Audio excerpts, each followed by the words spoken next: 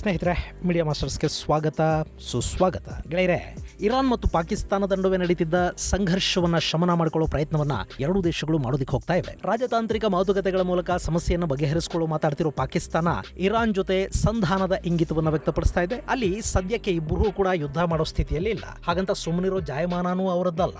ಅಲ್ಲಿ ಪಾಕಿಸ್ತಾನದ ವಿರುದ್ಧ ಯುದ್ಧಕ್ಕೆ ನಿಂತರೆ ಅಮೆರಿಕ ಪಾಕಿಗಳ ಸಹಾಯಕ್ಕೆ ನಿಂತ್ಕೊಳ್ಳೋ ಸಾಧ್ಯತೆ ಇರುತ್ತೆ. ಹೀಗಾಗಿ ಇರಾನ್ ನೇರವಾಗಿ ಯುದ್ಧಕ್ಕಿಳಿಯೋದಿಲ್ಲ, ಬದಲಿಗೆ ತನ್ನ ಯಥಾ ಪ್ರಕಾರದ ಪ್ರಾಕ್ಸಿ ವಾರನ್ನ ಮುಂದುವರಿಸೋದಕ್ಕೆ ಹೋಗುತ್ತೆ. ಇನ್ನು ಪಾಕಿಸ್ತಾನಕ್ಕಂತೂ ಯುದ್ಧ ಮಾಡೋ ಶಕ್ತಿನೇ ಇಲ್ಲ. ಅವರು ಒಳಗಿನ ಭಯೋತ್ಪಾದಕರನ್ನೇ ನಿಗ್ರಹಿಸೋದಕ್ಕಾಗದೆ ಹೆಣಗುತ್ತಾ ಇದ್ದಾರೆ. ಅದರ ಜೊತೆಗೆ ಈಗ ಇನ್ನೂ ಒಂದು ಯುದ್ಧಕ್ಕೆ ನಿಂತು ಬಿಟ್ರೆ ಆ ದೇಶ ಬರ್ಬಾದೆದ್ದು ಹೋಗುತ್ತೆ. ಹೀಗಾಗಿ ಅವರು ಕೂಡ ಭಯೋತ್ಪಾದಕರನ್ನ ಸುನ್ನಿ ಮತಾಂಧ ಸಂಘಟನೆಗಳನ್ನ ಬಳಸಿಕೊಂಡು ಇರಾನ್ ವಿರುದ್ಧ ಛಾಯಾ ಸಮರ ಮಾಡೋದಕ್ಕೆ ಶುರು ಮಾಡ್ತಾರೆ. ಅದಕ್ಕೆ ಬೇಕಾದ ಎಲ್ಲ ತಯಾರಿಗಳನ್ನ ಎರಡೂ ದೇಶಗಳು ಈಗಾಗಲೇ ಮಾಡ್ತಾ ಇವೆ. ಅಲ್ಲಿ ಇಬ್ಬರಿಗೂ ಪರಸ್ಪರರ ಮೇಲೆ ವಿಶ್ವಾಸ ಇಲ್ಲ. ಗೆಳೆಯರೆ, ಅಲ್ಲಿ ಪಾಕಿಸ್ತಾನದ ಭೂಪ್ರದೇಶದ ಮೇಲೆ ಇರಾನ್ ಹಾಗೂ ಇರಾನಿನ ಮೇಲೆ ಪಾಕಿಸ್ತಾನ ದಾಳಿ ಮಾಡ್ಕೊಂಡ್ವಲ್ಲ, ಆ ಸಂದರ್ಭ ಹೇಗಿತ್ತು ಅನ್ನೋದನ್ನು ಕೂಡ ನೀವು ಒಂದ್ಸರಿ ಗಮನಿಸಬೇಕು. ಹಾರ್ಮುಜ್ ಸ್ಟ್ರೈಟ್ ಅಲ್ಲಿ ಎರಡೂ ದೇಶಗಳು ಸಾಗರ ಸಮರಾಭ್ಯಾಸ ನಡೆಸ್ತಾ ಇತ್ತು. ಅಲ್ಲಿ ಪಾಕಿಸ್ತಾನದ ಯುದ್ಧ ನೌಕೆಗಳು ಇತ್ತು. ಇರಾನ್ ದಾಳಿ ಮಾಡೋದಕ್ಕೆ ಒಂದು ದಿನ ಮೊದಲು ದಾವೋಸ್ನಲ್ಲಿ ನಡೆದ ಸಮ್ಮೇಳನದಲ್ಲಿ ಇರಾನ್ನ ವಿದೇಶಾಂಗ ಸಚಿವ ಹಾಗೂ ಪಾಕಿಸ್ತಾನದ ಹಂಗಾಮಿ ಪ್ರಧಾನಿ ಕಾಕರ್ ಇಬ್ಬರು ಪರಸ್ಪರ ಭೇಟಿ ಮಾಡಿದರು, ಮಾತುಕತೆಗಳನ್ನು ನಡೆಸಿದರು. ಆಗ ಎರಡೂ ದೇಶಗಳ ಸಂಬಂಧಗಳು, ಅಸಮಾಧಾನಗಳು, ದೂರುಗಳ ಬಗ್ಗೆ ಮಾತುಕತೆಯನ್ನು ನಡೆಸಬಹುದಿತ್ತು. ಆದರೆ ಆ ಕೆಲಸ ಅಲ್ಲಾಗಲಿಲ್ಲ. ಅಲ್ಲಿ ಇಬ್ಬರು ನಗನಗತಾ ಕೈ ಕೊಲುಕೊಂಡ್ರು. ಅದರ ಬೆನ್ನಲ್ಲೇ ಎರಡೂ ದೇಶಗಳು ಪರಸ್ಪರ ದಾಳಿನೂ ಮಾಡಿಕೊಂಡ್ರು. ಅದು ಆ ಎರಡೂ ದೇಶಗಳ ನಡುವಿನ ವಿಶ್ವಾಸ ಕೊರತೆಗೆ ದ್ಯೋತಕ. ಹೀಗೆ ಇರಾನ್ ಹಾಗೂ ಪಾಕಿಸ್ತಾನಗಳ ನಡುವೆ ಬೆಂಕಿ ಬಿದ್ದಿರೋ ಸಂದರ್ಭದಲ್ಲೇ ಭಾರತ ಹಾಗೂ ಇರಾನ್ನ ಸಂಬಂಧಗಳು ಗಟ್ಟಿಯಾಗ್ತಾ ಹೋಗ್ತಾ ಇವೆ. ಇದೇ ಸಂದರ್ಭದಲ್ಲಿ ಇರಾನಿನ ಚಾಬಹಾರ್ ಬಂದರಿನ ವಿಷಯ ಕೂಡ ಮುನ್ನೆಲೆಗೆ ಬಂದಿದೆ. ಆ ಬಂದರನ್ನ ಆದಷ್ಟು ಬೇಗ ಅಭಿವೃದ್ಧಿಪಡಿಸುವ ಬಗ್ಗೆ ಭಾರತದ ವಿದೇಶಾಂಗ ಸಚಿವ ಎಸ್ ಜಯಶಂಕರ್ ಇರಾನ್ಗೆ ಭರವಸೆಯನ್ನು ಕೂಡ ಕೊಟ್ಟು ಬಂದಿದ್ದಾರೆ. ಗೆಳೆಯರೆ, ಚಾಬಹಾರ್ ಬಂದರು ಅನ್ನೋದು ಸಿಸ್ತಾನ್ ಬಲೂಚಿಸ್ತಾನದ ಪ್ರಾಂತದಲ್ಲಿದೆ. ನೀವಿಲ್ಲಿ ಮ್ಯಾಪಲ್ಲಿ ನೋಡ್ತಾ ಇದ್ದೀರಲ್ಲ, ಇದು ಚಾಬಹಾರ್ ಬಂದರು. ಇದು ಪಾಕಿಸ್ತಾನದ ಬಲೂಚಿಸ್ತಾನಕ್ಕೆ ಪಕ್ಕದಲ್ಲೇ ಇದೆ. ಇನ್ನು ಪಾಕ್ ಬಲೂಚಿಸ್ತಾನದಲ್ಲಿ ಚೈನಾದ ಗ್ವದಾರ್ ಬಂದರಿದೆ. ಚಾಬಹಾರ್ ಮತ್ತು ಗ್ವದಾರ್ ನಡುವೆ ಬರೀ 210 ಕಿಲೋಮೀಟರ್ಗಳಷ್ಟು ಮಾತ್ರ ದೂರ ಇರುತ್ತೆ. ಈ ಬಂದರು ಸಂಪೂರ್ಣವಾಗಿ ಭಾರತದ ಕೈಗೆ ಸಿಕ್ಕರೆ ಅಲ್ಲಿ ಭಾರತ ತನ್ನ ಯುದ್ಧ ನೌಕೆಗಳನ್ನು ಕೂಡ ತಂದು ನಿಲ್ಲಿಸೋದಕ್ಕೆ ಸಾಧ್ಯ ಆಗುತ್ತೆ ಮತ್ತು ಆ ಮೂಲಕ ಪಾಕಿಸ್ತಾನ ಹಾಗೂ ಚೈನಾಗಳ ಮೇಲೆ ಏಕಕಾಲದಲ್ಲಿ ಕಣ್ಣಿಡೋದಕ್ಕೆ ಭಾರತಕ್ಕೆ ಸಾಧ್ಯ ಆಗುತ್ತೆ. ಹೀಗಾಗಿ ಈ ಬಂದರು ಭಾರತಕ್ಕೆ ಪಾಕ್ ಹಾಗೂ ಚೈನಾಗಳ ದೃಷ್ಟಿಯಿಂದ ಎಷ್ಟು ಮುಖ್ಯ ಅನ್ನೋದು ನಿಮಗೀಗ ಅರ್ಥ ಆಗಿರಬೇಕು. ಅದೇ ಕಾರಣಕ್ಕೆ ಈಗ ಪಾಕಿಸ್ತಾನದ ಹೊಟ್ಟೆಗೆ ಬೆಂಕಿ ಬೀಳ್ತಾ ಇದೆ. ಹಾಗಾದ್ರೆ ಏನಿದು ಚಾಬಹಾರ್ ಪೋರ್ಟ್ ಪ್ರೋಗ್ರಾಮ್? ಇದು ಯಾವ್ಯಾವ ಕಾರಣದಿಂದ ಭಾರತಕ್ಕೆ ತುಂಬಾನೇ ಮುಖ್ಯ ಅನ್ನಿಸ್ಕೊಳ್ಳುತ್ತೆ? ಈ ಬಂದರಿನ ಅಭಿವೃದ್ಧಿಯಿಂದ ಇರಾನ್ಗೆ ಹೇಗೆ ಲಾಭ ಆಗುತ್ತೆ ಅನ್ನೋದ್ರ ಬಗ್ಗೆ ಒಂದಷ್ಟು ಮಾಹಿತಿಯನ್ನ ನಾವಿಲ್ಲಿ ನೋಡೋಣ.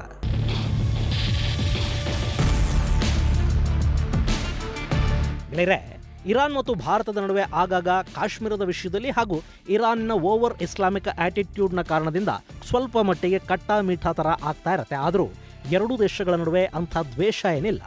ಇರಾನ್ ಅನ್ನೋದು ಶಿಯಾ ದೇಶ. ಭಾರತದಲ್ಲಿ ಸಾಕಷ್ಟು ಶಿಯಾ ಮುಸಲ್ಮಾನರು ಇದ್ದಾರೆ. ಅವರು ಸುನ್ನಿ ಪಾಕಿಸ್ತಾನವನ್ನು ಇಷ್ಟಪಡೋದಿಲ್ಲ, ಭಾರತದ ಬಗ್ಗೆ ಪ್ರೀತಿಯನ್ನು ಇಟ್ಕೊಂಡಿದ್ದಾರೆ. ಹಾಗೆ ಇರಾನ್ ಹಾಗೂ ಭಾರತದ ಸಂಬಂಧಗಳು ಗಟ್ಟಿಯಾಗೋದ್ರಲ್ಲಿ ಕೂಡ ಈ ಶಿಯಾ ಮುಸಲ್ಮಾನರ ಪಾತ್ರ ಸ್ವಲ್ಪ ಮಟ್ಟಿಗಿದೆ. ಇನ್ನು ಈಗಿನ ಇರಾನ್ ಆಡಳಿತ ಹಾಗೂ ರಷ್ಯಾಗಳ ನಡುವೆ ಸಂಬಂಧ ಗಟ್ಟಿಯಾಗಿವೆ. ರಷ್ಯಾ ಮತ್ತು ಭಾರತದ ಸಂಬಂಧಗಳು ಉತ್ತಮವಾಗಿವೆ. ಇದು ಕೂಡ ಇರಾನ್ ಭಾರತದ ಸಂಬಂಧಗಳನ್ನು ಗಟ್ಟಿಯಾಗಿ ಉಳಿಸ್ತಾ ಇದೆ. ಹಾಗೆ ಇರಾನ್ ಒಂದು ಕಾಲಕ್ಕೆ ಭಾರತದ ಅತಿದೊಡ್ಡ ತೈಲ ಸರಬರಾಜು ದೇಶ ಆಗಿತ್ತು. ಭಾರತದಿಂದ ಇರಾನ್ಗೆ ಆಹಾರ ಧಾನ್ಯಗಳು ಹೋಗ್ತಾ ಇದ್ವು. ಎರಡೂ ದೇಶಗಳು ಪರಸ್ಪರ ತಮ್ಮದೇ ಕರೆನ್ಸಿಯಲ್ಲಿ ವ್ಯಾಪಾರ ಮಾಡ್ತಾ ಇದ್ವು. ಇದರಿಂದಾಗಿ ಡಾಲರ್ ಮೇಲಿನ ನಿರ್ಭರತೆ ಕಡಿಮೆಯಾಗಿತ್ತು. ನಮ್ಮ ವಿದೇಶಿ ವಿನಿಮಯ ಸಂಗ್ರಹದ ಮೇಲೆ ಬೀಳೋ ಭಾರ ಕೂಡ ಕಡಿಮೆ ಆಗ್ತಾ ಇತ್ತು. ಆದರೆ ಇರಾನ್ ನ್ಯೂಕ್ಲಿಯರ್ ಪ್ರೋಗ್ರಾಮ್ ಮಾಡ್ತಾ ಇದೆ ಅನ್ನೋ ಆರೋಪವನ್ನು ಹೊರಿಸಿ ಅಮೆರಿಕ ಇರಾನ್ ಮೇಲೆ ನಿರ್ಬಂಧಗಳನ್ನು ವಿಧಿಸಿತು. ಹೀಗಾಗಿ 2018 ನಂತರ ಭಾರತ ಮತ್ತು ಇರಾನ್ ನಡುವಿನ ತೈಲ ವ್ಯಾಪಾರ ನಿಂತೋಯ್ತು. ಆದರೆ ಅಷ್ಟೊತ್ತಿಗಾಗಲೇ ಭಾರತ ಇರಾನ್ನಲ್ಲಿ ಸಾಕಷ್ಟು ಹೂಡಿಕೆಗಳನ್ನು ಮಾಡಿತ್ತು. ಇನ್ಫ್ರಾಸ್ಟ್ರಕ್ಚರ್ಗೆ ಸಂಬಂಧಪಟ್ಟ ಹಾಗೆ ಎರಡೂ ದೇಶಗಳ ನಡುವೆ ಒಂದಷ್ಟು ಒಪ್ಪಂದಗಳು ಆಗಿದ್ವು. ಅದರಲ್ಲೂ ಪ್ರಮುಖವಾಗಿ ಭಾರತ ಇರಾನ್ನ ಚಾಬಹಾರ್ ಡೀಪ್ ಸಿ ಪೋರ್ಟ್ ಅನ್ನು ಅಭಿವೃದ್ಧಿಪಡಿಸ್ತಾ ಇತ್ತು. ನಿರ್ಬಂಧಗಳ ಕಾರಣದಿಂದಾಗಿ ಆ ಎಲ್ಲ ಪ್ರಾಜೆಕ್ಟುಗಳು ಅರ್ಧಕ್ಕೆ ನಿಂತೋದು. ಗೆಳೆಯರೆ, ಈ ಚಾಬಹಾರ್ ಬಂದರಿದೆಯಲ್ಲ, ಇದು ಚೈನಾ ಹಾಗೂ ಪಾಕಿಸ್ತಾನಗಳ ದೃಷ್ಟಿಯಿಂದಷ್ಟೇ ಅಲ್ಲ, ಮಧ್ಯಪ್ರಾಚ್ಯ ಮತ್ತು ಯುರೇಷಿಯಾದ ಜೊತೆಗೆ ಭಾರತಕ್ಕೆ ವ್ಯಾಪಾರಿ ಮಾರ್ಗವನ್ನು ಹತ್ತಿರ ಮಾಡೋ ದೃಷ್ಟಿಯಿಂದ ಕೂಡ ತುಂಬಾನೇ ಅನುಕೂಲ ಅನ್ನಿಸ್ಕೊಳ್ಳುತ್ತೆ. ಪಾಕಿಸ್ತಾನವನ್ನು ಸ್ಕಿಪ್ ಮಾಡಿ ಆಫ್ಘನಿಸ್ತಾನವನ್ನು ತಲುಪೋದಕ್ಕೆ ಚಾಬಹಾರ್ ಬಂದರು ದಾರಿ ಮಾಡಿಕೊಡುತ್ತೆ. ಇನ್ನು ಆಫ್ಘನಿಸ್ತಾನಕ್ಕೆ ಕೂಡ ಪಾಕಿಸ್ತಾನದ ಮೇಲಿನ ಡಿಪೆಂಡೆನ್ಸಿಯನ್ನು ತಪ್ಪಿಸಿ ನೇರವಾಗಿ ಭಾರತದ ಜೊತೆ ಹಾಗೂ ಇನ್ನಿತರ ದೇಶಗಳ ಜೊತೆ ವ್ಯಾಪಾರ ಮಾಡೋದಕ್ಕೆ ಚಾಬಹಾರ್ ಹಾಗೂ ಆಫ್ಘನ್ ನಡುವೆ ಭಾರತ ನಿರ್ಮಾಣ ಮಾಡೋ ರಸ್ತೆ ಅನುಕೂಲಗಳನ್ನು ಕಲ್ಪಿಸಿಕೊಡುತ್ತೆ. ಅಲ್ಲಿಗೆ ಆಫ್ಘನಿಸ್ತಾನದ ಮೇಲೆ ಭಾರತದ ಸಾಫ್ಟ್ ಪವರ್ ಅನ್ನೋದು ಮತ್ತಷ್ಟು ಹೆಚ್ಚಾಗೋದಕ್ಕೆ ಕೂಡ ಇದು ಸಹಾಯ ಮಾಡುತ್ತೆ. ಹಾಗೆ ನೋಡಿದರೆ ಈ ಚಾಬಹಾರ್ ಬಂದರನ್ನು ಮಾಡಬೇಕು ಅಂತ ಭಾರತ ಅಂದುಕೊಂಡಿದ್ದೆ ಆಫ್ಘನಿಸ್ತಾನದ ಜೊತೆಗಿನ ತನ್ನ ಸಂಬಂಧಗಳನ್ನು ಮತ್ತಷ್ಟು ಗಟ್ಟಿ ಮಾಡ್ಕೊಳ್ಳೋದಕ್ಕೆ ಹಾಗೂ ಆಫ್ಘನಿಸ್ತಾನಕ್ಕೆ ಪಾಕಿಸ್ತಾನದ ವಿರುದ್ಧ ಹೆಚ್ಚಿನ ನೆರವನ್ನು ಕೊಡೋದಕ್ಕೆ. ಇಲ್ಲಿ ನಾವು ಗಮನಿಸಬೇಕಾದ ಅಂಶ ಅಂದ್ರೆ ಇರಾನ್ ಹಾಗೂ ಭಾರತಗಳಿಗೆ ಸಾಕಷ್ಟು ಕಾಮನ್ ಕಾಸ್ ಮತ್ತು ಕಾಮನ್ ಫ್ರೆಂಡ್ಸ್ ಇದ್ದಾರೆ. ಆ ಪೈಕಿ ಈ ಆಫ್ಘನಿಸ್ತಾನ ಅನ್ನೋದು ಕೂಡ ಒಂದು. ಆಫ್ಘನಿಸ್ತಾನದಲ್ಲಿ ರಷ್ಯಾ ಇದ್ದಾಗ ಇರಾನ್ ರಷ್ಯಾದ ಬೆಂಬಲಕ್ಕೆ ನಿಂತುಕೊಳ್ತಾ ಇತ್ತು. ಅವತ್ತು ಭಾರತ ಆಫ್ಘನಿಸ್ತಾನದ ವಿಷಯದಲ್ಲಿ ಮೂಗು ತೂರಿಸೋದಕ್ಕೆ ಹೋಗಲಿಲ್ಲ ನಿಜ, ಆದರೆ ಭಾರತ ರಷ್ಯಾ ಸಂಬಂಧಗಳು ಅವತ್ತಿಗೂ ಚೆನ್ನಾಗಿತ್ತು. ಮುಂದೆ ಆಫ್ಘನಿಸ್ತಾನದಿಂದ ರಷ್ಯಾ ಎದ್ದು ಹೋಯಿತು, ಅಲ್ಲಿ ತಾಲಿಬಾನ್ ಸರ್ಕಾರ ರಚನೆ ಆಯಿತು.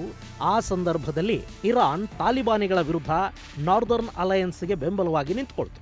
ಭಾರತ ಕೂಡ ನಾರ್ದರ್ನ್ ಅಲಯನ್ಸ್ಗೆ ಬೇಕಾದ ಸಹಾಯವನ್ನು ಮಾಡಿತು. ಪಾಕ್ ಬೆಂಬಲಿತ ತಾಲಿಬಾನ್ ವಿರುದ್ಧ ಹೋರಾಡ್ತಾ ಇದ್ದ ಅಹ್ಮದ್ ಶಾಗೆ ಭಾರತ ಸಾಕಷ್ಟು ನೆರವನ್ನು ಕೊಡ್ತು. ಇನ್ನು ಅಜರ್ಬೈಜಾನ್, ಆರ್ಮೇನಿಯಾಗಳ ವಿಷಯಕ್ಕೆ ಬಂದರೆ ಅಲ್ಲಿ ಕೂಡ ಪಾಕಿಸ್ತಾನ ಹಾಗೂ ಟರ್ಕಿ ಅನ್ನೋ ಎರಡು ಸುನ್ನಿ ದೇಶಗಳು ಅಜರ್ಬೈಜಾನ್ಗೆ ಬೆಂಬಲವಾಗಿ ನಿಂತುಕೊಂಡ್ರೆ ಇರಾನ್ ಹಾಗೂ ಭಾರತಗಳು ಆರ್ಮೇನಿಯಾದ ಸಹಾಯಕ್ಕೆ ನಿಂತುಕೊಂಡಿದೆ. ಆರ್ಮೇನಿಯಾ ಭಾರತದ ಜೊತೆ ರಕ್ಷಣಾ ಒಪ್ಪಂದವನ್ನು ಮಾಡಿಕೊಂಡಿದೆ. ಅವರಿಗೆ ಬೇಕಾದ ಸಾಕಷ್ಟು ಆಯುಧಗಳನ್ನು ಭಾರತ ಸರಬರಾಜು ಕೂಡ ಮಾಡ್ತಾ ಇದೆ. ಈ ಸ್ನೇಹ ಸಂಬಂಧಗಳನ್ನು ಗಟ್ಟಿ ಮಾಡಿಕೊಳ್ಳೋ ನಿಟ್ಟಲ್ಲಿ ಎರಡೂ ದೇಶಗಳು ಚಾಬಹಾರ್ ಬಂದರು ಯೋಜನೆಗೆ ಸಹಿಯನ್ನು ಹಾಕಿದವು.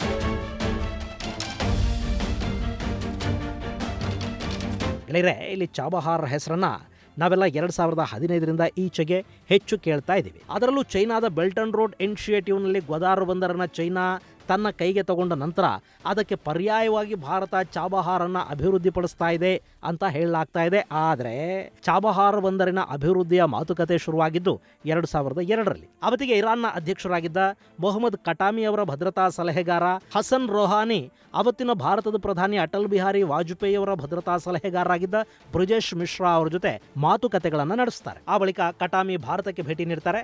ಆ ಸಂದರ್ಭದಲ್ಲಿ ಭಾರತದ ಪ್ರಧಾನಿ ವಾಜಪೇಯಿ ಮತ್ತು ಇರಾನ್ ಅಧ್ಯಕ್ಷರ ನಡುವೆ ಒಂದಷ್ಟು ಒಪ್ಪಂದಗಳಿಗೆ ಸಹಿ ಬೀಳುತ್ತೆ. ಪಾಕಿಸ್ತಾನದಿಂದ ಆಗ್ತಾ ಇರೋ ತೊಂದರೆಯಿಂದ ಮುಕ್ತಿ ಪಡೆಯುವ ನಿಟ್ಟಲ್ಲಿ ಒಂದಷ್ಟು ಯೋಜನೆಗಳನ್ನು ಇರಾನ್ ಹಾಗೂ ಭಾರತಗಳು ಹಮ್ಮಿಕೊಳ್ಳುತ್ತವೆ. ಅದರ ಭಾಗವಾಗಿ ಶುರುವಾಗಿದ್ದು ಈ ಚಾಬಹಾರ್ ಪ್ರಾಜೆಕ್ಟ್.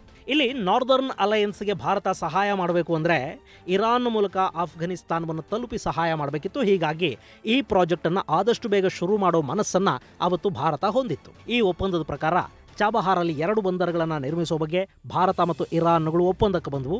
ಶಾಹಿದ್ ಬೆಹಸ್ತಿ ಹಾಗೂ ಶಾಹಿದ್ ಕಲಾಂತರಿ ಅನ್ನೋ 2 ಬಂದರುಗಳನ್ನು ಭಾರತ ನಿರ್ಮಾಣ ಮಾಡಬೇಕಿತ್ತು. ಆದರೆ ಇರಾನ್ಗೆ ಅದು ಏನು ಅನ್ನಿಸ್ತೋ ಗೊತ್ತಿಲ್ಲ, ಅವರು ಭಾರತದ ಇನ್ವೆಸ್ಟ್ಮೆಂಟ್ಗಳನ್ನು ಶಾಹಿದ್ ಬೆಹಸ್ತಿ ಬಂದರಿಗೆ ಮಾತ್ರ ಸೀಮಿತಗೊಳಿಸಿದರು. ಅಷ್ಟಾದರೂ ಭಾರತ ಈ ಬಂದರು ನಿರ್ಮಾಣವನ್ನು ಶುರು ಮಾಡ್ತು. ಆದರೆ 2004ರ ನಂತರ ಭಾರತ ಅಮೆರಿಕಾದ ಕಡೆಗೆ ನಿಧಾನವಾಗಿ ಸರಿಯೋದಕ್ಕೆ ಶುರು ಮಾಡಿತ್ತು.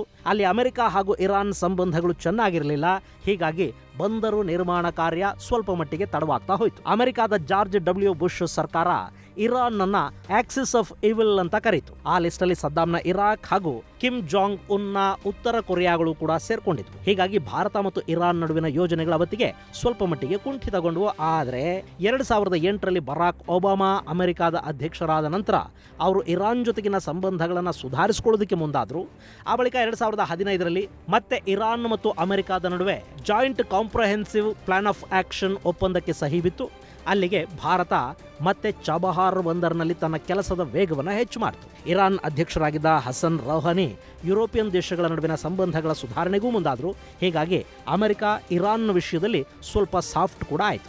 ಈ ಸಂದರ್ಭದಲ್ಲಿ ಮತ್ತೆ ಚಾಬಹಾರ್ ಯೋಜನೆ ವೇಗವನ್ನು ಪಡೆಯಿತು. ಅಲ್ಲಿ ಇರಾನ್, ಭಾರತ ಮತ್ತು ಆಫ್ಘನಿಸ್ತಾನಗಳ ನಡುವೆ ಕೂಡ ಒಂದಷ್ಟು ಒಪ್ಪಂದಗಳಾದವು. ಅವತ್ತಿಗೆ ಅಮೆರಿಕ ಆಫ್ಘನಿಸ್ತಾನದಲ್ಲಿ ತನ್ನ ಸೈನ್ಯವನ್ನು ಇಟ್ಟಿದ್ದರಿಂದ ಈ ಬಂದರು ಭಾರತದ ಕೈಯಲ್ಲಿದ್ರೆ ತನಗೂ ಒಂದಷ್ಟು ಉಪಯೋಗ ಆಗತ್ತೆ ಅನ್ನೋ ಕಾರಣಕ್ಕೆ ಚಾಬಹಾರ್ ಬಂದರು ಪ್ರಾಜೆಕ್ಟ್ಗೆ ಅಮೆರಿಕ ಕೂಡ ಬೆಂಬಲ ಕೊಡ್ತು. ಹೀಗೆ 2017ರ ಡಿಸೆಂಬರ್ ಹೊತ್ತಿಗೆ ಚಾಬಹಾರ್ನ ಶಾಹಿದ್ ಬೆಹಸ್ತಾ ಪೋರ್ಟ್ ಉದ್ಘಾಟನೆ ಕೂಡ ಆಯಿತು. ಅದರ ಮೊದಲ ಹಂತ ಅವತ್ತಿಗೆ ಪೂರ್ಣಗೊಂಡಿತ್ತು. ಅದೇ ವರ್ಷ ಭಾರತದಿಂದ ಆಫ್ಘನಿಸ್ತಾನಕ್ಕೆ ಫಸ್ಟ್ ಕನ್ಸೈನ್ಮೆಂಟ್ ಚಾಬಹಾರ್ ಮೂಲಕ ತಲುಪಿತು. ಅಲ್ಲಿಗೆ ಇರಾನ್ಗೂ ಕೂಡ ಈ ಬಂದರಿನ ಉಪಯೋಗ ಆಗೋದಕ್ಕೆ ಶುರುವಾಯಿತು. ಅದಾದ ಬಳಿಕ 2018ರಲ್ಲಿ ಇಂಡಿಯಾ ಪೋರ್ಟ್ ಗ್ಲೋಬಲ್ ಲಿಮಿಟೆಡ್ ಈ ಬಂದರನ್ನು ತನ್ನ ತೆಕ್ಕೆಗೆ ತಗೊಳ್ತು. ಅದಾದ ನಂತರ 2019ರ ಹೊತ್ತಿಗೆ ಆಫ್ಘನಿಸ್ತಾನ ಕೂಡ ಚಾಬಹಾರ್ ಮೂಲಕ ಭಾರತಕ್ಕೆ ರಫ್ತು ಮಾಡೋದಕ್ಕೆ ಶುರು ಮಾಡಿತು. ಹೀಗೆ ಇದು ಮಧ್ಯ ಏಷ್ಯಾ ಜೊತೆಗೆ ಭಾರತಕ್ಕೆ ಸಂಪರ್ಕ ಮಾರ್ಗವನ್ನ ಕಲ್ಪಿಸಿಕೊಡುವುದರಲ್ಲಿ ಯಶಸ್ವಿಯಾಯಿತು.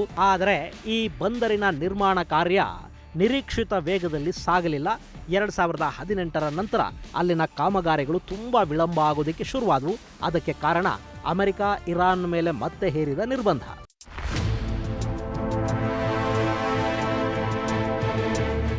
ಗೆಳೆಯರೆ, ಈ ಜಾಗತಿಕ ರಾಜಕಾರಣ, ದೇಶಗಳಲ್ಲಿ ಬದಲಾಗೋ ಸರ್ಕಾರಗಳು, ಅಂತಾರಾಷ್ಟ್ರೀಯ ಒತ್ತಡಗಳು ಇವೆಲ್ಲ ಆ ದೇಶದ ಅಭಿವೃದ್ಧಿ ಕಾಮಗಾರಿಗಳ ಮೇಲೆ ಮತ್ತು ವಿದೇಶಿ ಹೂಡಿಕೆಗಳ ಮೇಲೆ ಕೂಡ ಸಾಕಷ್ಟು ಪರಿಣಾಮವನ್ನು ಬೀರುತ್ತವೆ. ಅದಕ್ಕೆ ಬರೀ ಇರಾನ್ ಒಂದೇ ಉದಾಹರಣೆ ಅಲ್ಲ. ನಮ್ಮ ಪಕ್ಕದ ನೇಪಾಳದಲ್ಲಿ ನೋಡಿ, ಅಲ್ಲಿ ಭಾರತ ತನ್ನ ಹೂಡಿಕೆಗಳನ್ನು ಮಾಡ್ತಾ ಇರುತ್ತೆ, ಸರ್ಕಾರಗಳು ಬದಲಾಗ್ತಾ ಇರುತ್ತವೆ. ಆ ಸರ್ಕಾರಗಳು ಬದಲಾದ ಹಾಗೆ ಭಾರತ ಹಮ್ಮಿಕೊಂಡ ಯೋಜನೆಗಳು ನಿಧಾನಗತಿಯನ್ನು ಪಡ್ಕೊಳ್ತಾ ಹೋಗುತ್ತವೆ. ಇದೇ ಪರಿಸ್ಥಿತಿ ಮ್ಯಾನ್ಮಾರ್ನಲ್ಲಿದೆ.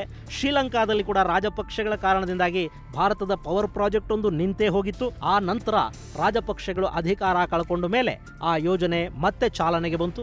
ಈ ಚಾಬಹಾರ್ ವಿಷಯದಲ್ಲಿ ಆಗಿದ್ದು ಕೂಡ ಅದೇನೆ. ಇರಾನ್ ಮೇಲೆ ಅಮೆರಿಕ ಹೇರಿದ ಒತ್ತಡಗಳ ಕಾರಣದಿಂದಾಗಿ 2018ರ ನಂತರ ಚಾಬಹಾರ್ ಬಂದರು ಹಾಗೂ ಇರಾನ್ ಮೂಲಕ ಆಫ್ಘನಿಸ್ತಾನದವರೆಗೆ ಭಾರತ ಹಾಕಬೇಕಾಗಿದ್ದ ರೈಲು ಮತ್ತು ರಸ್ತೆ ಮಾರ್ಗದ ಯೋಜನೆಗಳು ಕೂಡ ಕಾರ್ಯಗತ ಆಗಲಿಲ್ಲ.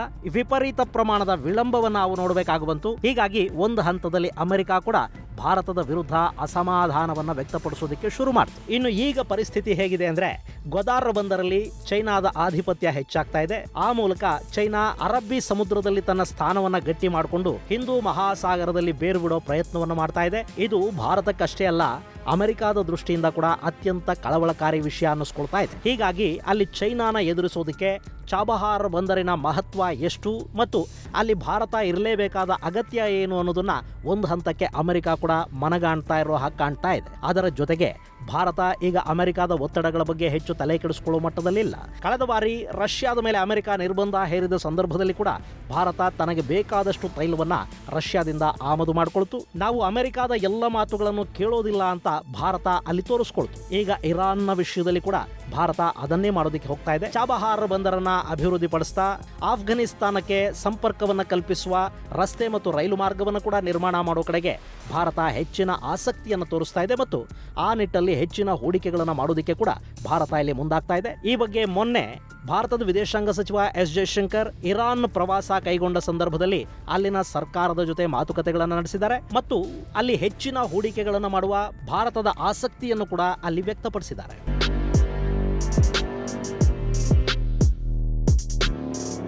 ಈ ಚಾಬಹಾರ್ ಬಂದರು ಸಂಪೂರ್ಣವಾಗಿ ಅಭಿವೃದ್ಧಿ ಆದರೆ ಈ ಬಂದರಿನ ಮೂಲಕ ರಷ್ಯಾದ ಸೇಂಟ್ ಪೀಟರ್ಸ್ಬರ್ಗ್ನಿಂದ ಅರಬ್ಬಿ ಸಮುದ್ರವನ್ನು ಮುಟ್ಟುವ ನಾರ್ತ್ ಸೌತ್ ಕಾರಿಡಾರ್ ಯೋಜನೆಗೆ ಕೂಡ ಬೇಗ ಚಾಲನೆ ಸಿಗಲಿದೆ. ಇದರಿಂದ ಭಾರತ ಮತ್ತು ರಷ್ಯಾ ನಡುವಿನ ಸಂಬಂಧಗಳು ಗಟ್ಟಿಯಾಗುತ್ತವೆ. ಜೊತೆಗೆ ರಷ್ಯಾ ಹಾಗೂ ಭಾರತದ ನಡುವಿನ ವ್ಯಾಪಾರಿ ಮಾರ್ಗದ ದೂರ ಕೂಡ ಸಾಕಷ್ಟು ಪ್ರಮಾಣದಲ್ಲಿ ಕಡಿಮೆ ಆಗುತ್ತೆ. ಚಾಬಹಾರ್ ಬಂದರಿನ 4 ಹಂತಗಳು ಸಂಪೂರ್ಣವಾಗಿ ಪೂರ್ಣಗೊಂಡ್ರೆ ಅದು ವರ್ಷಕ್ಕೆ 82 ಮಿಲಿಯನ್ ಟನ್ನಷ್ಟು ಕೆಪಾಸಿಟಿಯನ್ನು ಹೊಂದುತ್ತೆ. ಹೀಗಾಗಿ ಚಾಬಹಾರ್ ಬಂದರಿನ ನಿರ್ಮಾಣ ಯೋಜನೆಗೆ ಇನ್ನು ಮುಂದೆ ಹೆಚ್ಚಿನ ವೇಗ ಸಿಗೋ ಸಾಧ್ಯತೆಗಳಲ್ಲಿ ಕಂಡು ಬರ್ತಾ ಇವೆ. ಇದು ಗೆಳೆಯರೆ, ಚಾಬಹಾರ್ ಅನ್ನೋ ಅತ್ಯಂತ ಪ್ರಮುಖ ಬಂದರನ್ನ ಭಾರತ ಯಾಕಲ್ಲಿ ಅಭಿವೃದ್ಧಿ ಪಡಿಸೋದಕ್ಕೆ ಹೋಗ್ತಾ ಇದೆ ಅನ್ನೋದ್ರ ಕುರಿತಾದ ಒಂದಷ್ಟು ಮಾಹಿತಿ. ಮುಂದಿನ ಸಂಚಿಕೆಯಲ್ಲಿ ಮತ್ತಷ್ಟು ವಿಶೇಷಗಳ ಜೊತೆ ಮತ್ತೆ ಭೇಟಿಯಾಗೋಣ. ಅಲ್ಲಿವರೆಗೆ ಜೈ ಹಿಂದ್, ಜೈ ಕರ್ನಾಟಕ.